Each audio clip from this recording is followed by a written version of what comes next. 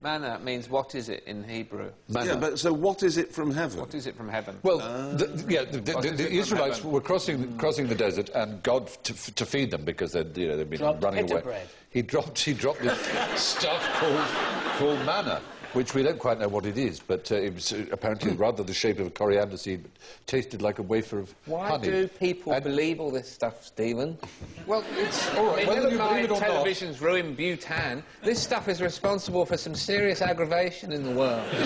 People believe it all, for God's sake. this particular... They do believe it all. They do, yes, Bronze Age mythology, they believe it all. People believing in manna, it doesn't really upset me or anybody sensible as much as, say, them I don't eat believing meat, right? I don't eat meat. And someone people. actually said to me, someone who should remain nameless, really angrily, animals were put on Earth for us to eat. What does he mean by that? Put by who? That's silly. Of course that's silly. Of course I it said is. you can eat one if you want, but don't shout at me No, about quite them right. being put there like it's some big toy farmyard. You're very clever. Why do they believe it all? Can't they just go, whoa, that was mad, I thought that was true for a minute. Why do people believe it?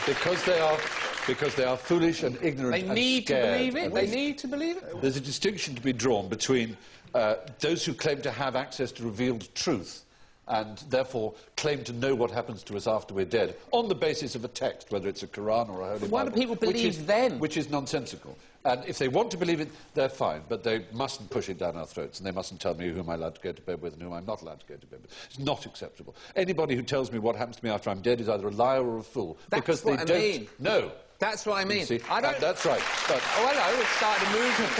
See, now, I don't mind. no, I don't mind the myth of the Jewish people having manna dropped on their heads. That doesn't actually matter. That's no more different. That's like Greek myth or any other myth. That's fine. But it's when it gets to telling people how to behave is where we do draw the line.